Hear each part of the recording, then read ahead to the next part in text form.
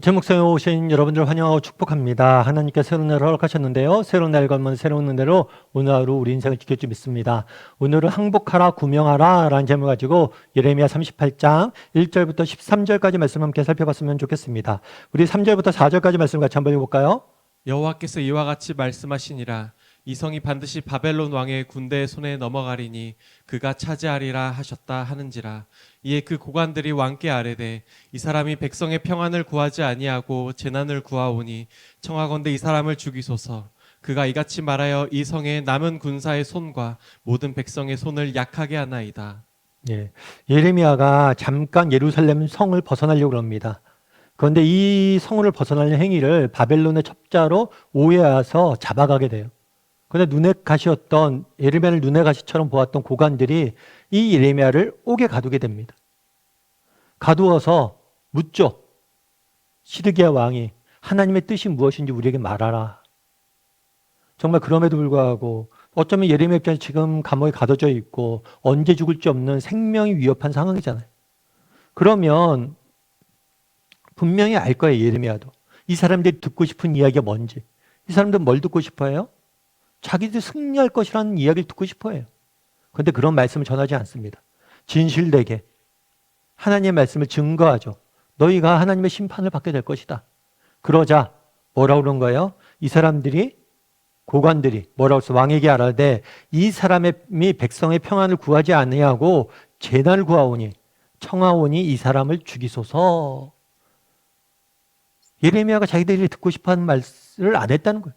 그래서 죽이라는 거예요. 그러니까 인간이 그만큼 악한 거죠. 내가 듣고 싶은 얘기를 하는 사람도 환영하지만 그렇지 않은 사람은 죽여야 된다고 이야기하는 거예요. 시드기야 왕은 어떻습니까? 분명히 예레미야가 하나님의 사람임을, 하나님이 보낸 사람임을 알았어요. 그럼에도 불구하고 이런 백성들의 요청에 뭘 하게 되냐면 허락을 하게 됩니다. 그래서 꼼짝없이 예레미야가 죽을 수밖에 없는 위치에 처하게 돼요. 그런데 하나님께서 예레미야를 살리십니다. 살리시는데 어떻게 살리시냐면 우리 7절부터 9절까지 말씀 같이 한번 읽을까요? 왕궁 내시 구스인 에벤멜렉이 그들이 에레미야를 구덩이에 던져 넣었음을 들으니라.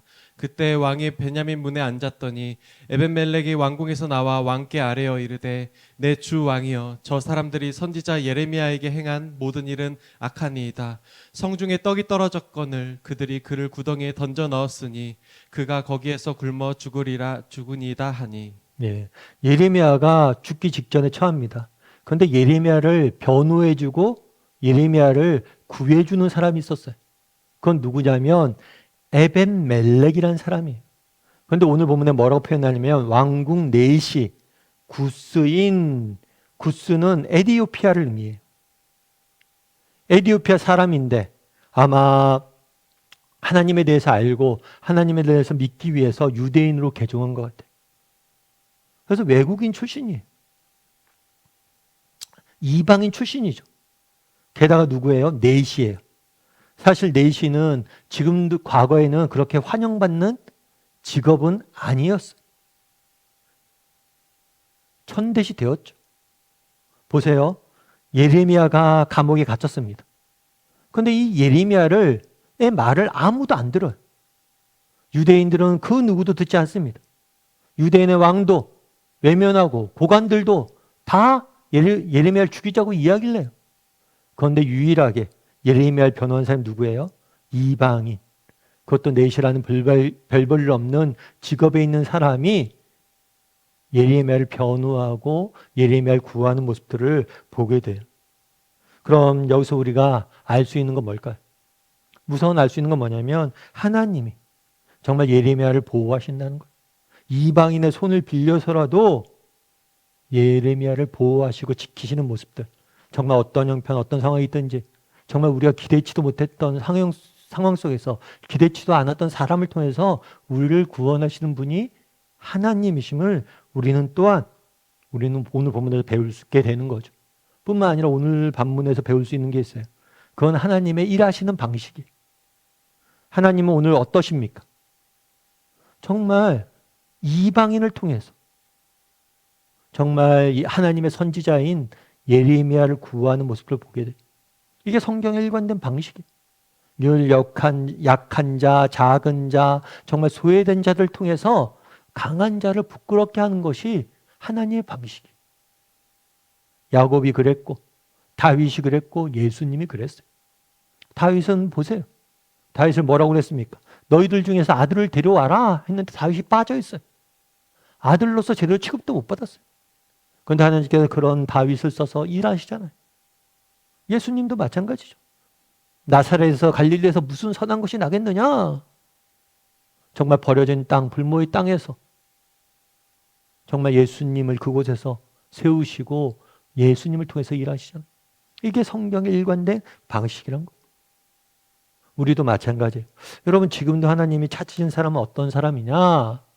정말 하나님 앞에서 이 가난한 마음, 연약한 마음, 작은 마음이 있는 사람을 찾으세요.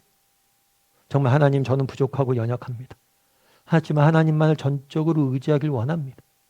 그런 사람을 통해서 하나님은 일하길 즐겨하세요. 예전에 한번 말씀드렸던 것 같은데 멕시코에 어떤 할머니가 계셨어요. 이 할머니 같은 경우에는 예수님을 믿었어요. 예수님을 믿고 가슴이 뜨거워진 거죠. 그래서 나도 다른 사람들처럼 정말 예수님을 믿었으니까 다른 사람에게 복음도 전하고 정말 하나님 앞에 쓰임받고 싶다 이런 생각이 들었어요. 그런데 문제는 뭐냐면 이분이 글을 모르는 거예요.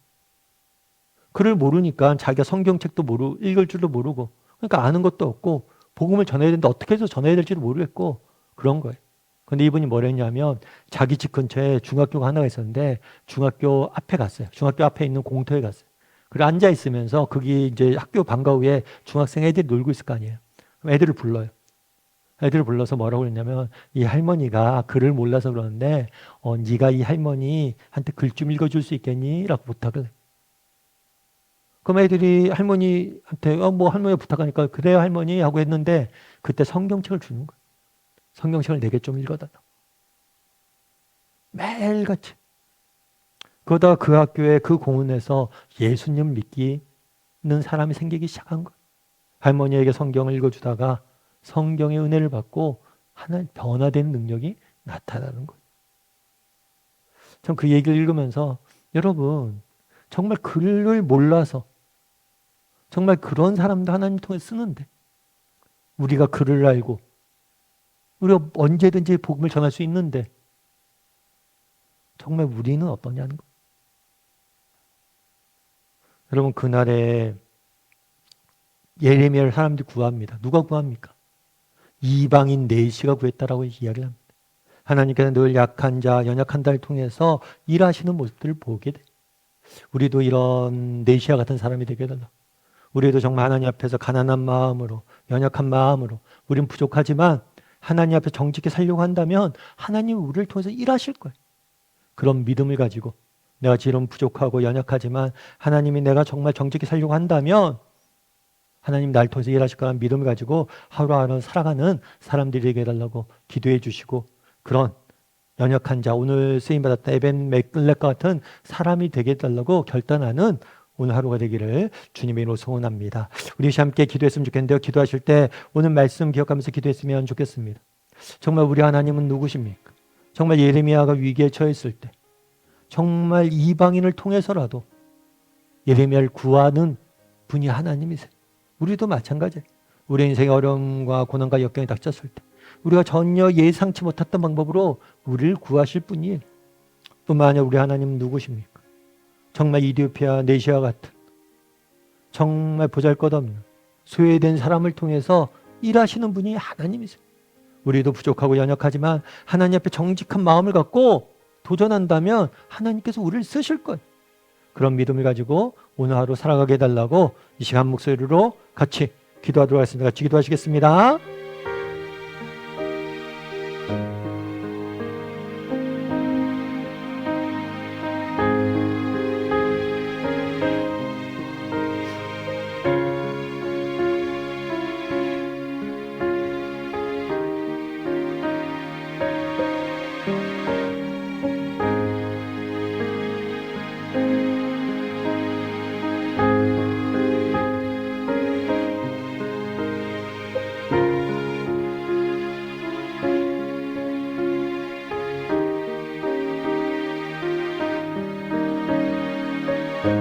사랑의 하나님, 오늘 예레미야가 위기에 처했을 때 이디오피아 내시를 통해서 예레미야를 구원하는 모습들을 보게 됩니다.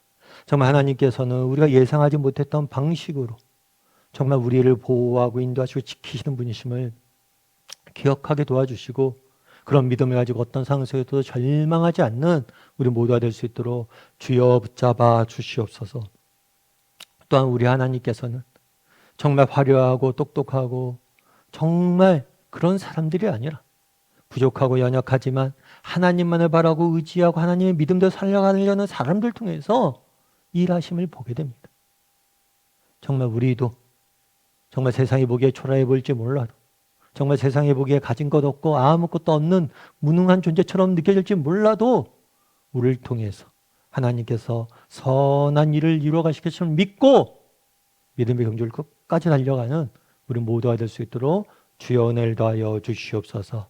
아버지, 오늘 하루도 하나님의 은혜가 필요합니다. 하나님의 도우심이 필요합니다. 하나님, 오늘도 은혜의 장중에 우리를 붙잡아 주셔서 믿음 가운데 승리할 수 있는 오늘 하루가 될 수 있도록 주여 붙잡아 주시옵소서. 은혜 감사를 드리며 모든 말씀 예수님의 이름으로 기도드립니다. 아멘.